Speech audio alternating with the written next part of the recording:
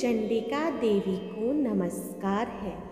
मार्कंडेय जी ने कहा, पितामह, जो इस संसार में परम गोपनीय तथा मनुष्य की सब प्रकार से रक्षा करने वाला है और जो अब तक आपने दूसरे किसी के सामने प्रकट नहीं किया हो, ऐसा कोई साधन मुझे बताइए। ब्रह्मा जी बोले, ब्राह्मण, ऐसा साधन तो एक देवी का कवच ही है, जो गोपनीय से भी परम गोपनीय है। पवित्र तथा संपूर्ण प्राणियों का उपकार करने वाला महामुने उसे श्रवण करो।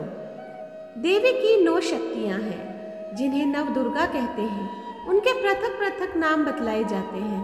प्रथम नाम शैलपुत्री है, दूसरी मूर्ति का नाम ब्रह्मचारिणी है, तीसरा स्वरूप चंद्रघंटा के नाम से प्रसिद्ध है, चौथी मूर्ति को कुष्मांडा कहते हैं, पांचवी दुर्गा का नाम स्कंद माता है, देवी के छठे रूप को कात्यायनी कहते हैं, सातवां कालरात्रि और आठवां स्वरूप महागौरी के नाम से प्रसिद्ध है। नवी दुर्गा का नाम सिद्धिदात्री है। ये सब नाम सर्वज्ञ महात्मा वेद भगवान के द्वारा ही प्रतिपादित हुए हैं। जो मनुष्य अग्नि में जल रहा हो, युद्ध भूमि में शत्रुओं से घिर गया हो, अत्यंत कठिन विपत्ति में फंस गया हो तथा इस प्रकार भय से आतुर होकर जो भगवती दुर्गा की शरण में प्राप्त हुए हो, उनका कभी कोई अमंगल नहीं होता। युद्ध समय में संकट में पड़ने पर भी उनके ऊपर कोई विपत्ति नहीं दिखाई देती। उनके शोक, दुख और भय की प्राप्ति नहीं होती। उनको जिन्होंने भक्तिपूर्वक देवी का स्मरण किया है, उनका निश्चय ही अभ्युदय होता है। देवेश्वरी, जो तुम्हारा चिंतन करते हैं, उनकी तुम निसंदेह रक्षा करती हो। चामुंडा देवी प्रेत पर आरूढ़ होती है, वाराही भैंसे पर सवारी करती है, इंद्री का वाहन एरावत आती है, वैष्णवी देवी गरुड़ पर ही आसन जमाती है, माहेश्वरी वृषभ पर आरूढ़ होती है, कौमारी का मयूर है, भगवान विष्णु की प्रियतमा लक्ष्मी देवी कमल के आसन पर विराजमान है और हाथों में कमल धारण किए हुए हैं। वृषभ पर आरूढ़ ईश्वरी देवी ने श्वेत रूप धारण कर रखा है। ब्राह्मी देवी हंस पर बैठी हुई है और सब प्रकार से आभूषणों से विभूषित है। इस प्रकार से सभी माताएं सब प्रकार की योग शक्तियों से युक्त। इनके सिवा और भी बहुत सी देवियां हैं जो अनेक प्रकार के आभूषणों की शोभा से युक्त तथा नाना प्रकार के रत्नों से सुशोभित है। ये संपूर्ण देवियां क्रोध में भरी हुई है और भक्तों की रक्षा के लिए रथ पर बैठी दिखाई देती है। ये शंख, चक्र, गदा, शक्ति हल और मूसल, खेतक और तोमर पशु तथा पाश, कुंत और त्रिशूल एवं उत्तम शाक धनुष आदि अस्त्र शस्त्र अपने हाथ में धारण करती है।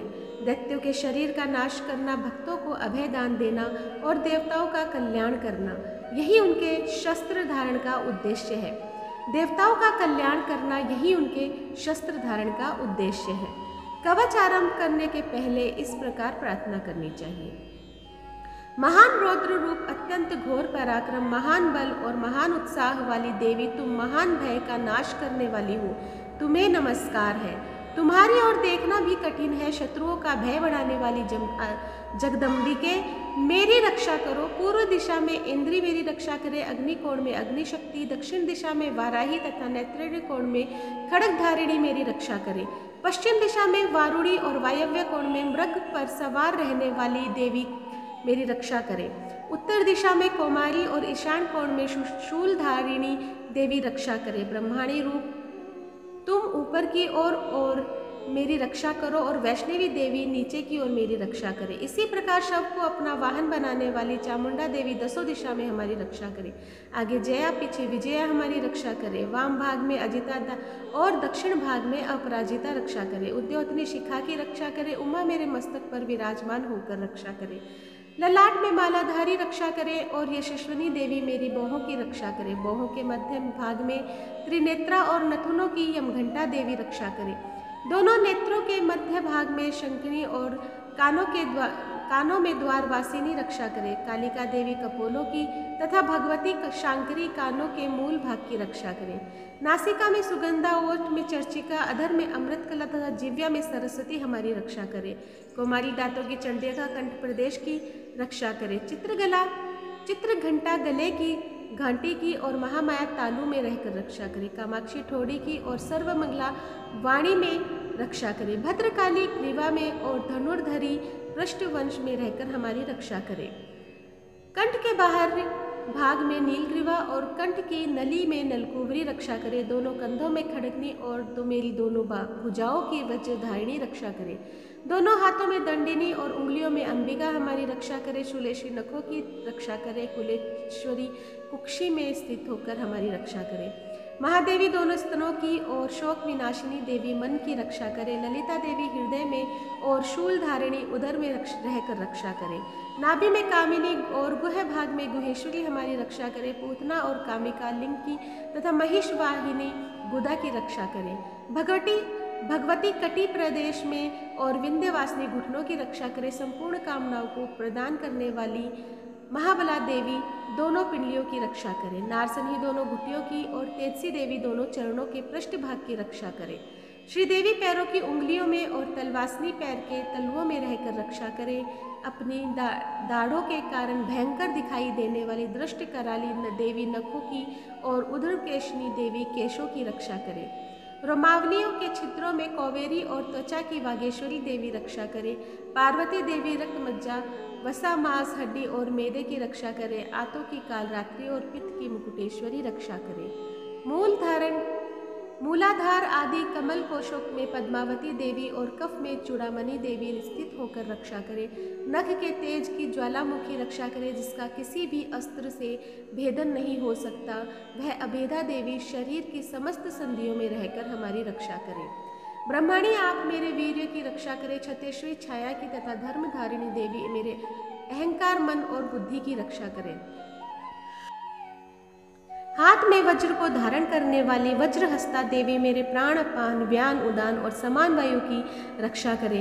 कल्याण से सुशोभित होने वाली भगवती कल्याण शोभना मेरे प्राण की रक्षा करे। रस रूप गंध शब्द स्पर्श इन विषयों का अनुभव करते समय योगिनी देवी रक्षा करे तथा सत्वगुण रजोगुण और तमोगुण की रक्षा सदा नारायणी देवी करे। वाराही आयु की रक्षा करे, वैष्णवी धर्म की रक्षा करे तथा चक्रिणी जो कि चक्र धारण करने वाली होती है, चक्रिणी देवी यश कीर्ति लक्ष्मी धन तथा विद्या की रक्षा करे। इंद्राणी आप मेरे गोत्र की रक्षा करे। चंडिके आप मेरे पशुओं की रक्षा करो। महालक्ष्मी मेरी पुत्री की रक्षा करे और भैरवी देवी मेरे पति की रक्षा करे। मेरे पति की सुपता तथा मार्ग की क्षेमकरी रक्षा करे। राजा के दरबार में महालक्ष्मी रक्षा करे तथा सब और व्याप्त रहने वाली विजया देवी संपूर्ण भयों से मेरी रक्षा करे।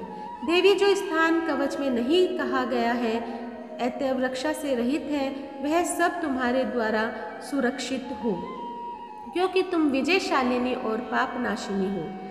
यदि अपने शरीर का भला चाहे तो मनुष्य बिना कवच के कहीं एक पग भी यात्रा न करे, कवच का पाठ करके ही यात्रा करे।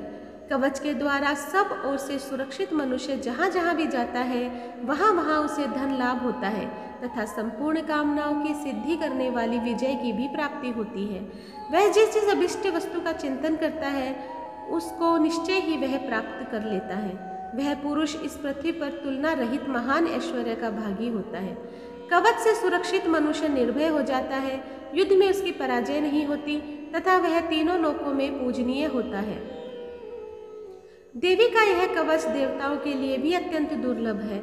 जो प्रतिदिन नियम पूर्वक तीनों संध्याओं के समय श्रद्धा के साथ इसका पाठ करता है उसे देवी कला प्राप्त होती है तथा वह तीनों लोकों में कहीं भी पराजित नहीं होता। इतना ही नहीं, वह मृत्यु रहित हो 100 से भी अधिक वर्षों तक जीवित रहता है। मकरी, चेचक और कोढ़ आदि उसकी संपूर्ण व्याधियां नष्ट हो जाती है।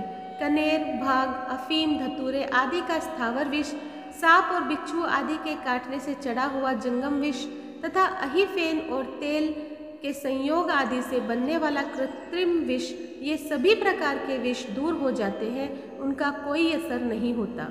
इस पृथ्वी पर मारण, मोहन आदि जितने अभिचारिक प्रयोग होते हैं तथा इस प्रकार के मंत्र यंत्र होते हैं, वे सब इस कवच को हृदय में धारण कर लेने पर उस मनुष्य को देखते ही विनष्ट हो जाते हैं।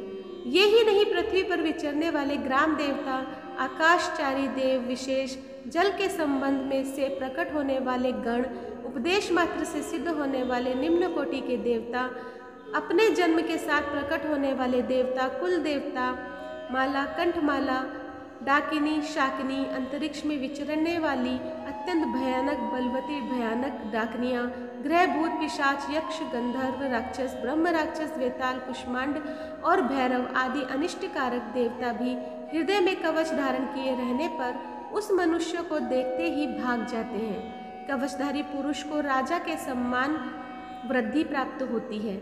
यह कवच मनुष्य की तेज की वृद्धि करने वाला है और उत्तम है।